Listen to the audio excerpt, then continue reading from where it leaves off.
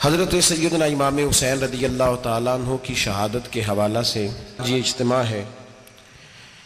امت مسلمہ کچھ آزمائشوں کا شکار ہے، کچھ ہمارے ذہن اس طرح کے ہو گئے، عام آدمی سے لے کر بڑے آدمی تک کہ کوئی بات بڑی جلدی ہمارا ذہن قبول ہی نہیں کرتا۔ کسی دوسرے کی طرف جانا یا کوئی اور بات کرنا یہ تو بڑی لمبی بات ہے، عام جو سادی باتیں ہیں وہ بھی ہمارے ذہن مشکل سے قبول کرتے ہیں۔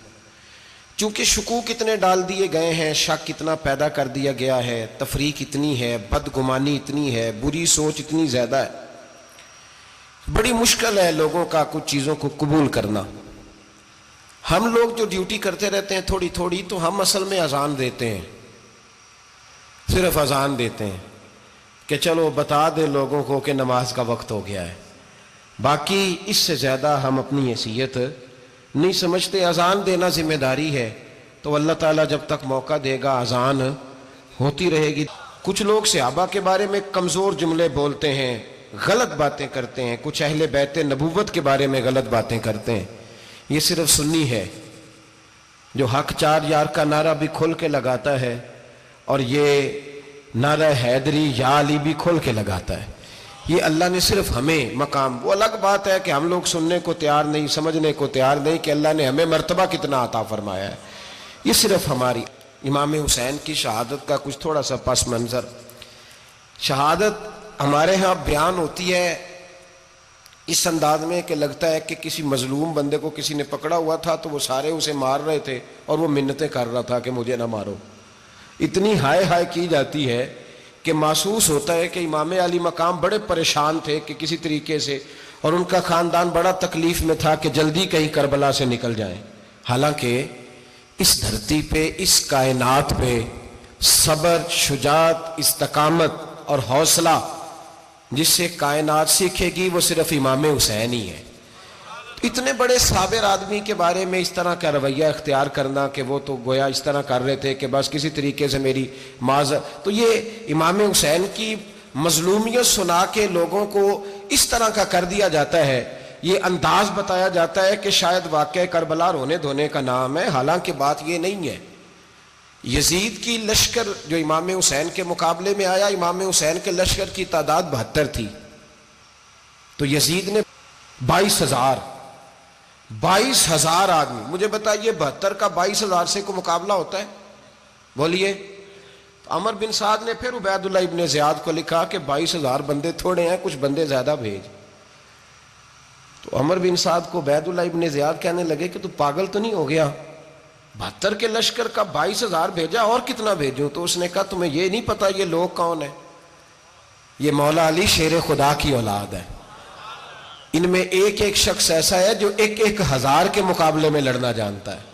تو یہاں کمزوری دکھائی جاتی ہے، ہمارے بچے سمجھنے لگے ہیں کہ یہ شاید کوئی ایسی داستان ہے، اور اس طرح کا ماحول ٹی وی پہ میں دیکھ رہا تھا، اس طرح کا ماحول بنایا جاتا ہے جیسے کوئی خوف ہے، یعنی واقع کربلا کوئی ایسا واقعہ جسے دیکھ کے خوف طاری ہو جائے، بچے راتوں کو ڈریں، وہ اکیلے درخت دکھائے جا رہے ہیں اور تیر دکھائے جا رہے ہیں۔ او یار کیا قوم کی تربیت کر رہے ہیں؟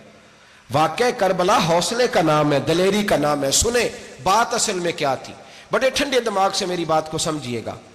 حضرت مولا علی شیر خدا کے بعد مسلمانوں کے متفقہ امیر بنے تھے حضرت امیر معاویہ۔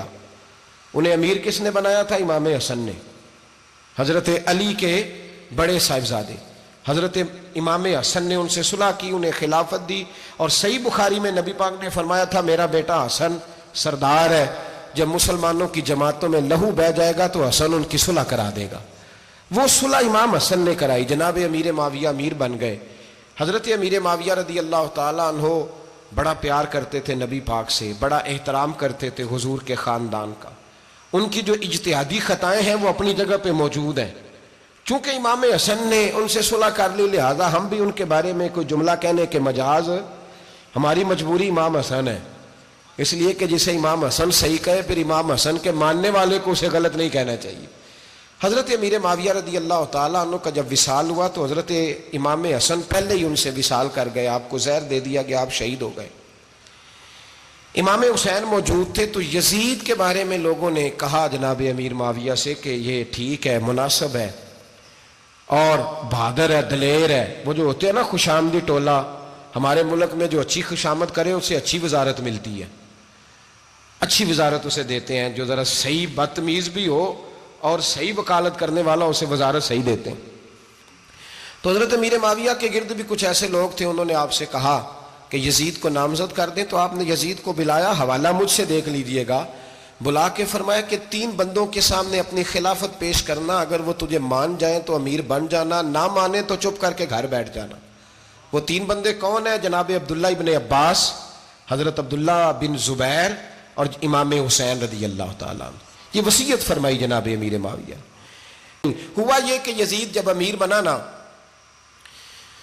2-3 چیزیں ہوتی ہیں جب کسی بندے کو قابو کرنا ہوتا ہے، 2-3 4-5 چیزیں ایسی ہوتی ہیں جس سے بندہ قابو آتا ہے. تو اس نے بھی فوری طور پہ، یزید نے دیکھا میرے لیے مسئلہ کیا بن سکتا ہے. ولید بن عتبہ اس وقت مدینے کا گورنر تھا. یزید نے اس کو خط لکھا کہ امیر عرب کا رواج آج بھی ہے کہ جب تک نئے خلیفہ کی بیعت نہیں ہو جاتی پرانے کے انتقال کی خبر ہی نہیں دیتے، اس کو رکھے رکھتے ہیں. یہ ان کا طریقہ ہے. وہ کہتے ہیں کہ ولی عہد اچھی طرح قبضہ کر لے پھر بتائیں گے. حضرت امیر معاویہ کا وصال ہو گیا، بتایا نہیں. یزید نے اب کیا کیا، چونکہ بڑا چلاک آدمی تھا، بڑا شاطر تھا، بڑا تیز تھا، بڑا عجیب اس کا مزاج تھا. یہ چلاک لوگ زندگی میں ہمیشہ دھوکہ کھاتے ہیں. چلاکیاں انسان کو گراتی ہیں اور اتنا منہ چھیل جاتا ہے کہ منہ پہچانا ہی نہیں جاتا. بندہ اپنے آپ کو رب رسول کے حوالے کر دے تو اللہ بڑی بہترین جزائیں عطا کرتا ہے. یہ لوگ تیزی دکھاتے ہیں بعض. تو یزید بھی تیزی دکھانے والا تھا. اس نے ولید کو خط لکھا کہنے لگا کہ فوری طور پہ عبداللہ ابن عباس کو بلاؤ اور اسے کہو میری بیعت کریں. یہ جو بیعت ہوتی تھی نا، یہ بھی سن لے کیا ہوتی تھی. یہ بیعت حلف ہوتا تھا. حلف کہ میں اللہ رسول کے نام پہ حلف دیتا ہوں کہ میں یزید کی اطاعت کروں گا، میں اس کے خلاف کوئی بغاوت نہیں کروں گا. یہ بیعت لوگ سمجھتے ہیں کہ بس ہاتھ پکڑنے کا نام بیعت تھا. اس بیعت کا متبادل جمہوری ملکوں کے اندر ووٹ آیا ہے، اس کا متبادل لفظ. تو کہا بیعت کرے. حضرت عبداللہ ابن عباس کو بھی بلاؤ، عبداللہ بن زبیر کو بھی بلاؤ، امام حسین کو بھی بلاؤ. امام حسین آدھی رات کے وقت بیٹھے تھے مسجد نبوی میں، چونکہ 5 نمازوں کی آپ امامت کرتے تھے. ہن اللہ خیر کرے جڑا نماز پڑھائے ہو مولوی تو جڑا ٹل پائے ہو پیر، جڑا مہینہ نہ نہائے چھوٹا پیر تو جڑا 6 مہینے نہ نہائے ہو بڑا پیر. کہتے بابا پہنچے ہیں، کڑے چھڑے جو پہن لیے. بھائی امام حسین تو نمازیں پڑھاتے تھے، مولا علی تو نمازیں پڑھاتے تھے، مسجد کے خطیب تھے. اب اس کو تو مولوی کہہ دیا جاتا ہے بیچارے کو. تو ملنگ کون ہوتا ہے جی؟ کہتے جڑا کپڑے کٹ پائے. کیا تماشا ہے، قوم جدھر دل کرتا ہے نکل جاتی ہے. امام حسین نماز پڑھا کے عشاء کی بیٹھے تھے جناب عبداللہ بن زبیر. عبداللہ بن زبیر کون تھے؟ یہ نبی پاک صلی اللہ علیہ وسلم پھپھی کے پوتے تھے اور جناب صدیق اکبر کے نواسے تھے. حضرت عبداللہ بن زبیر اور جناب زبیر بن عوام عشرہ مبشرہ صحابی ہیں، ان کے بیٹے تھے. بہت زیرک آدمی تھے. یہ بھی امام حسین کے پاس بیٹھے تھے. عبداللہ ابن